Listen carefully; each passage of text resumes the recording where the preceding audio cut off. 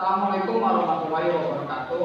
Yang terhormat Ibu Wulan Riyadi selaku dosen mata kuliah komunikasi bisnis dan teman-temanku yang saya banggakan. Puji dan syukur mutlak milik Allah Subhanahu wa taala.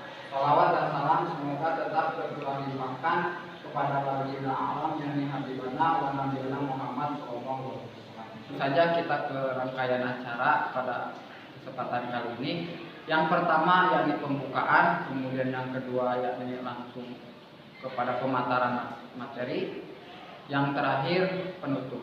Untuk mempersingkat waktu, mari kita buka acara pada kali ini dengan bacaan Bismillahirrahmanirrahim. Baik, pada kesempatan kali ini kita akan membahas mengenai materi berbicara dan menyimak. Namun sebelumnya kita akan memperkenalkan terlebih dahulu. Di sini saya pribadi Hildan Fadil sebagai moderator, kemudian pemateri pertama yakni Ramo Latalia, kemudian pemateri yang kedua Risma Nurmalisari, dan pemateri yang terakhir yang Cindy Rahayu. Untuk mempersingkat waktu, mari kita beranjak ke acara yang selanjutnya, yakni pemaparan materi. Untuk materi pertama yakni Ramo Latalia, waktu dan tempat saya persilakan.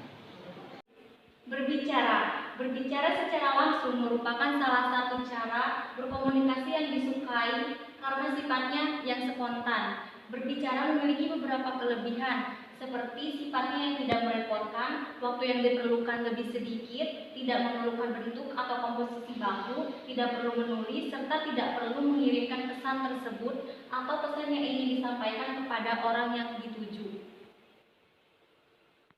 Selain memiliki kelebihan, berbicara juga memiliki kelemahan. Pertama, karena sifat berbicara yang spontan, maka kualitas komunikasi tergantung pada kemampuan seseorang untuk mengucapkan apa yang ada di dalam pikirannya ke dalam bentuk ucapan secara spontan atau cepat. Kedua, jika orang lain sedang berbicara dan tidak diberi perhatian, maka kemungkinan besar poin penting akan hilang. Dalam kasus tertentu, tidak mungkin audiens meminta pembicara untuk mengulangnya. Misalnya, apabila yang berbicara adalah atasan dan pendengarnya adalah bawahan. Ketiga, audiens seringkali menilai isi pembicaraan berdasarkan penampilan fisik, tanpa mendengarkan terlebih dahulu apa yang disampaikan. Contohnya, pada saat seorang penjual komputer notebook model terbaru ke suatu bank, penjual tersebut mengenakan celana panjang yang terlalu pendek untuk ukuran normal, dengan sepatu pentopel hitam tetapi dengan kaos kaki olahraga putih. Pihak manajemen bank tetap menerima penawaran komputer karena pihak perusahaan yang mengundangnya untuk melakukan presentasi. Namun, pihak manajemen sulit menerima presentasi tersebut. Faktor-faktor yang mempengaruhi kelancaran berbicara. Yang pertama, pengetahuan. Yang kedua, intelijensia. Yang ketiga, kepribadian. Yang keempat, pengalaman. Dan yang kelima, biologi. Terima kasih kepada Ramo Latalia yang telah menyampaikan materinya, semoga bermanfaat. Kemudian selanjutnya ke pemateri yang kedua yakni Risma Nurmalisari, waktu dan tempat saya persilakan. Bentuk-bentuk berbicara dalam bisnis. Berbicara dalam bisnis bisa terjadi dalam berbagai bentuk, seperti misalnya wawancara atau interview. Wawancara atau interview yaitu suatu percakapan yang direncanakan dengan tujuan tertentu dan melibatkan dua orang atau lebih. Suatu wawancara dikatakan berhasil bila pihak wawancara dapat mencapai tujuan yang diinginkan. Secara umum, wawancara dapat dibedakan menjadi 9, yaitu yang pertama, wawancara kerja, yang kedua, wawancara informasional, yang ketiga, wawancara persuasif, yang keempat, wawancara keluar kerja, yang kelima, wawancara evaluasi, yang keenam, wawancara konsultasi, yang ketujuh, wawancara penyelesaian konflik, yang kedelapan, wawancara disipliner, yang terakhir, wawancara pemutusan hubungan kerja.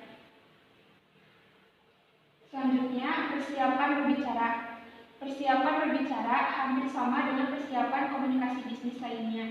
Akan tetapi, berbicara memerlukan teknik khusus karena pesan disampaikan secara langsung di hadapan lingkungan yang relatif umum. Langkah-langkah persiapan berbicara dapat dijadikan sebuah pedoman dalam persiapan berbicara. Langkah-langkah tersebut adalah: yang pertama, menetapkan tujuan; yang kedua, menganalisis orang yang akan diwawancara atau diajak berbicara; Yang ketiga, menyusun materi yang akan ditanyakan atau pertanyaan wawancara. Yang keempat, mengorganisasikan pembicaraan. Menyimak atau listening. Komunikasi secara umum, orang lebih menekankan perhatian pada keterampilan berbicara. Mereka berusaha untuk memperbaiki diri agar mampu berbicara dengan lebih baik, baik dalam konteks berbicara antar pribadi, dalam kelompok kecil, maupun di hadapan massa.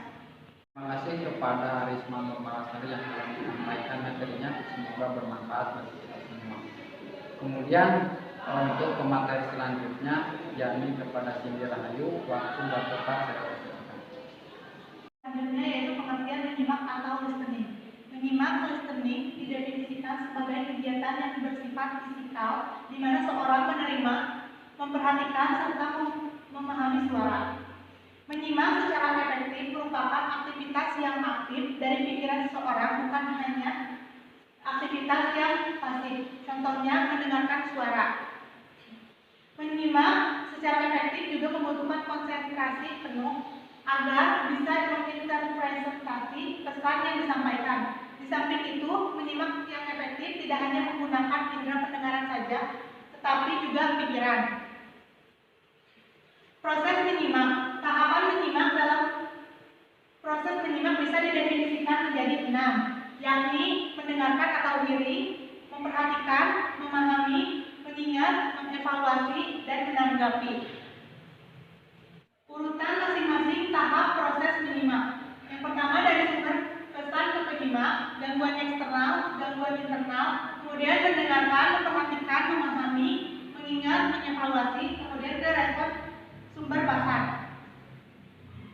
Tipe menyimak ada 2, menyimak secara aktif dan menyimak secara pasif. Menyimak secara aktif adalah proses menyimak di mana listener memberikan keterlibatan yang tinggi dan memberikan umpan balik yang jelas. Apabila dilihat dari macam-macam umpan balik, maka penyimak aktif ini umpan baliknya tidak hanya diam, tersenyum, tetapi dengan makna yang jelas. Dalam hal ini, umpan balik dapat diberikan secara langsung dan lisan, tetapi dapat tidak diberikan secara langsung, yaitu secara tertulis. Apabila penyimak memberikan umpan balik dengan tindakan, maka tindakannya tersebut jelas maknanya, misalnya menganggukkan kepala. Menyimak secara pasif adalah proses menyimak. Penyimak memiliki keterlibatan yang rendah dan tidak memberikan umpan balik, misalnya diam saja atau tersenyum. Perbedaan menyimak secara aktif dan secara pasif. Menyimak secara aktif menyebabkan penyimak efektif, sedangkan menyimak secara pasif menyebabkan penyimak tidak efektif. Sebab-sebab penyimak tidak efektif ada 4. Yang pertama, faktor lingkungan. Faktor lingkungan atau disebut juga faktor gangguan adalah segala sesuatu yang mengalihkan perhatian seseorang dari apa yang ingin atau perlu diperhatikan. Yang kedua, sumber pesan. Pada saat menyimak, penyimak memiliki penilaian tersendiri terhadap orang yang menyampaikan pesan tersebut. Menyimak akan dilakukan dengan sungguh-sungguh apabila sumber pesan tersebut adalah orang yang terhormat atau terpandang. Cindy Rahayu yang telah menerangkan materinya. Kemudian materi selanjutnya yang akan diterangkan kembali oleh Pramola Karja. Waktu dan tempat saya persilakan. Pesan atau materi yang baru dan sukar akan menyebabkan penyimak tidak efektif. Contohnya, seorang karyawan PT PLN yang sudah mendekati usia 50 tahun menjelang pensiun diberikan tugas mengikuti kursus internet. Bagi karyawan tersebut, internet merupakan hal yang baru, maka dengan demikian menurutnya sangat sulit untuk dipelajari. Situasi seperti ini menyebabkan karyawan tersebut menyimak secara tidak efektif. Individu penyimak. Meskipun sistem akustik ruangan baik, pembicaranya juga orang yang dihormati dan pesan yang disampaikan juga menarik, tetapi komunikasi tidak akan terjadi tanpa adanya penyimak. Penyebab dari tidak efektifnya individu dapat berupa kondisi fisik penyimak, sikap dan kebutuhan penyimak, kebiasaan penyimak, dan tanggung jawab penyimak. Terima kasih kepada Pramola yang telah menyampaikan materinya. Kemudian kita beranjak ke materi yang terakhir yang akan disampaikan kembali oleh Risma Nurmalasari. Waktu dan tempat saya persilakan. Pentingnya menyimak dalam dunia bisnis. Yang pertama, memecahkan konflik. Yang kedua, menanggulangi perlawanan. Yang ketiga, mengadakan negosiasi. Negosiasi adalah penggunaan keterampilan komunikasi dan tawar-menawar mengenai subjek bisnis tertentu atau untuk mengatasi konflik dan mencapai hasil yang memuaskan. Kunci untuk menjadi negosiasi yang efektif adalah siap menghadapi negosiasi. 5 syarat yang perlu disadari agar proses negosiasi berhasil, yaitu yang pertama, common interest atau adanya kepentingan bersama. Yang kedua, common will atau adanya keinginan bersama. Yang ketiga, good faith atau itikat baik. Yang keempat, tolerance atau tenggang rasa. Yang kelima, mutual benefits atau keuntungan bersama. Demikian materi yang bisa kami sampaikan, semoga bermanfaat khususnya bagi kita yang menyampaikan dan umumnya bagi kalian semua yang mendengarkan. Baik, beranjak ke acara yang terakhir yakni penutup. Mari kita tutup acara pada kesempatan kali ini dengan bacaan hamdalah bersama-sama. Alhamdulillahirrahmanirrahim. Demikian, terima kasih. Kurang lebihnya mohon maaf. Billahi taufiq wal hidayah. Wassalamualaikum warahmatullahi wabarakatuh.